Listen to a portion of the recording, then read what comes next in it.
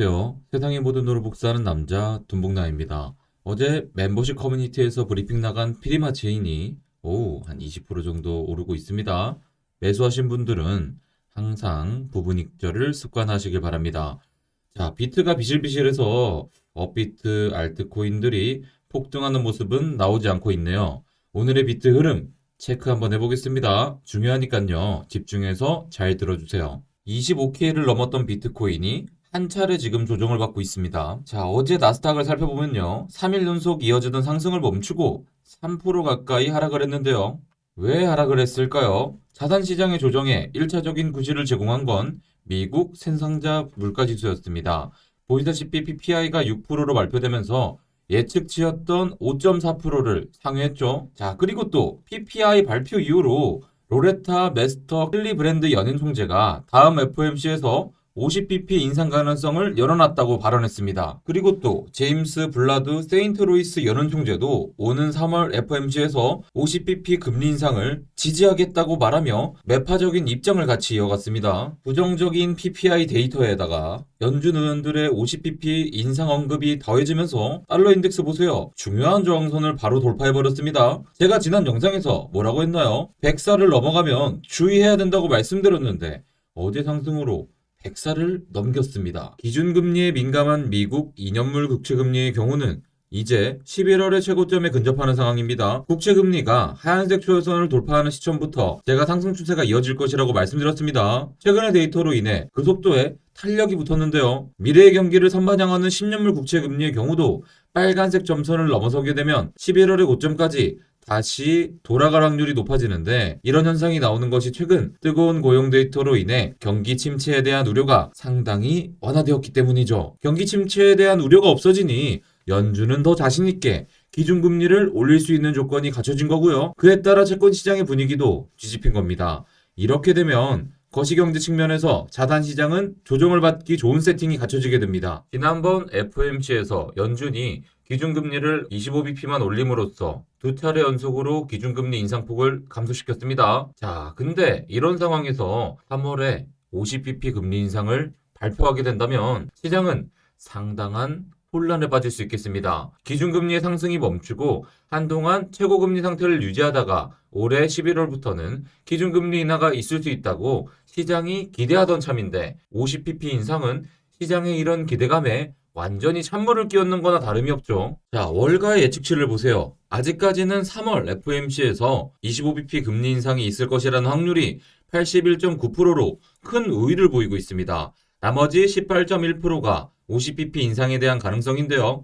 근데 여러분들 이 데이터를 보고 와 다행이다 25bp 올리겠다 이렇게 생각해서는 안 됩니다. 만약 지금 3월 FOMC가 50bp 가능성을 이미 높게 보고 있는 상황이라면 오히려 우리는 걱정할 필요가 없는데요. 자, 무슨 말이냐면요. 50bp의 가능성이 시장에 이미 선반영되었다고 볼 수 있겠습니다. 하지만 앞으로 50bp에 대한 예측이 점점 더 높아진다면 어떻게 될까요? 그러한 월가의 기대치는 시장의 가격에 고스란히 영향을 미친다고 보시면 되겠습니다. 정리해보자면 연준 의원들의 50bp 금리 인상 발언이 아직까지는 시장에 반영되지 않았지만 이에 대한 월가의 판단이 50bp 쪽으로 기울게 되면 시장도 그와 함께 조정을 받게 된다는 겁니다.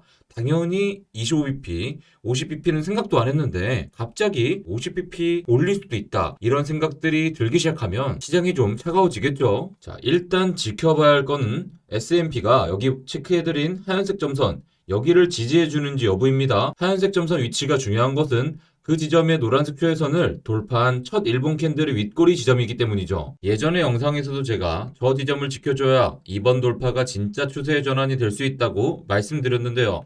만약 3월 FOMC에 대한 부정적인 전망으로 인해 S&P 500이 하얀색 점선 아래로 떨어지기 시작하면 그 이후의 대응은 좀 더 신중을 기할 필요가 생기게 됩니다. 하지만 또 그와 별개로 차트적으로는 긍정적인 요소가 있는데요. 그게 뭘까요? 자, 여기 보시면 작년 10월 이후 움직임에서 S&P 500은 이미 저점을 이렇게 높였습니다. 그런데 최근의 상승으로 인해 저점뿐만이 아니라 이렇게 고점까지도 높이게 됐습니다. 게다가 그 과정에서 하락 다이버전스도 생길만 했는데 하락 다이버전스도 발생하지 않았죠. 그렇기에 S&P 500이 암울한 금리 전망으로 인해 하얀색 점선을 깨고 내려온다고 해도 빨간색 점선 부근에서 다시 지지를 받고 상승을 이어가면 교과서적인 상승 추세를 형성하는 것이 가능해집니다. 코인 시장이 미국 증시와 디커플링을 일으키며 개별적인 상승을 일으켜준다면 너무 좋겠지만 여전히 현재 코인 시장은 미국 증시의 영향을 크게 받고 있는 상황이기에 미국 증시가 금리의 영향을 최대한 적게 받는 편이 비트코인 상승에는 도움이 됩니다. 그렇게 오늘 말씀드린 달러 인덱스와 미국 국채 금리 그리고 S&P 500의 변화에 대해서 수시로 체크하는 습관을 들이는 게 좋겠죠. 비트코인의 경우는 일부 조정을 받았지만 아직까지는 피보나치 0.786 라인이 깨지지 않았기 때문에 강세가 유지되는 상황입니다. 비트코인이 여기서 더 조정을 받는다고 해도 그린존 상단부인 22.8K만 지지를 해준다면 기존의 상승세를 무난히 이어갈 수 있습니다. 그러니 앞으로 추가 조정이 발생하는 상황이 생기면 22.8K 지지 여부를 잘 체크하실 필요가 있습니다. 그리고 사실 PPI나 연준 의원의 발언은 구실 뿐이었고 어떻게든 비트코인은 25K 돌파하는 것이 어려웠던 것이 사실인데요.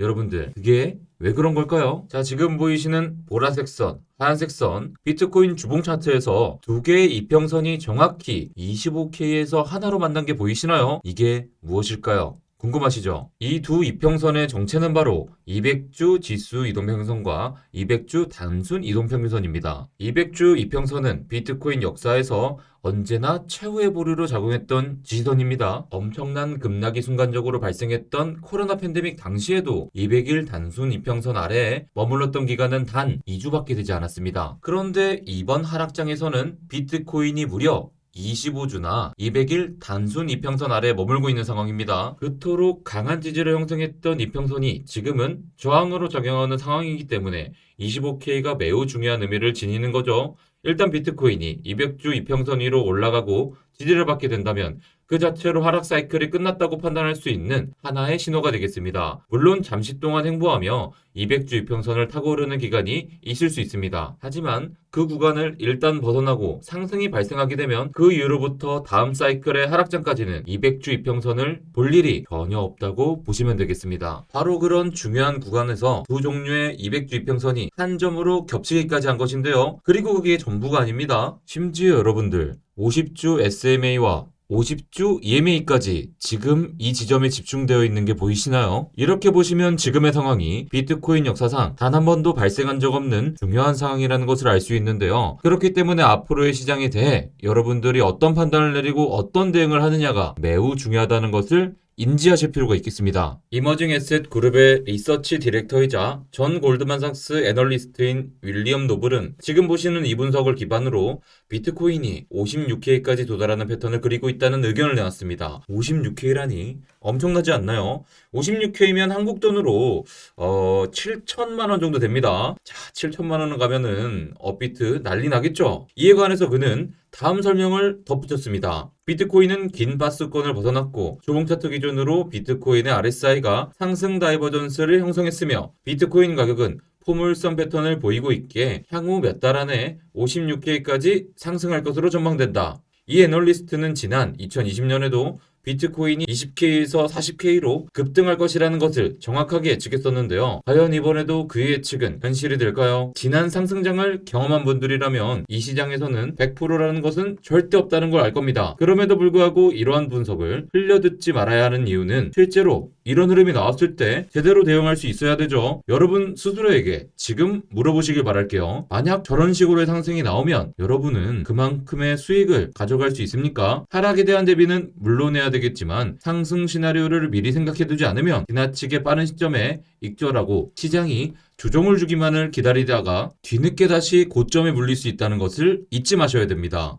여러분이 지금 준비가 안 되어 있으면 당장 준비를 시작하셔야 돼요. 자, 이 차트를 마지막으로 다시 한번 보시길 바랍니다. 지금이 얼마나 특별한 시기인지 잘 알 수 있을 겁니다. 여러분들 스스로가 상승장 때 시드 복사할 준비가 안 되어 있다고 판단되면 지금이라도 DBN 공부방에 들어가서 공부하셔야 됩니다. 상승했을 때 다시 돌아와가지고 공부하면 늦어요. 여러분들보다 먼저 출발한 이들은 이미 공부방에서 1기, 2기, 3기를 거치며 실력을 쌓아나가고 있고 그중 일부는 선물 트레이딩 에듀케이션 대회까지 참여해서 실전 경험까지 쌓고 있습니다. 지금 여러분들에게 진짜 필요한 것이 무엇인지 고민했으면 좋겠습니다. 여러분들, 이렇게 업비트 알트코인들이 올라갈 때 눈 뜨고 그냥 지켜만 보실 건가요? 아니면 여러분들 스스로 생각할 줄 알아서 수익을 내보실래요? 오늘 공부방이며 트레이딩 대회며 트레이더 모집까지 여러 가지가 궁금하신 분들은 오늘 영상 고정 댓글에다가 카카오톡 톡방 만들어 놓겠습니다. 거기 톡방에서 자유롭게 의견들 나눠주셔도 되고요. 궁금한 문의는 거기 톡방에 문의하시면 되겠습니다. 그럼 우리 주말 잘 보내고 월요일날 만날게요.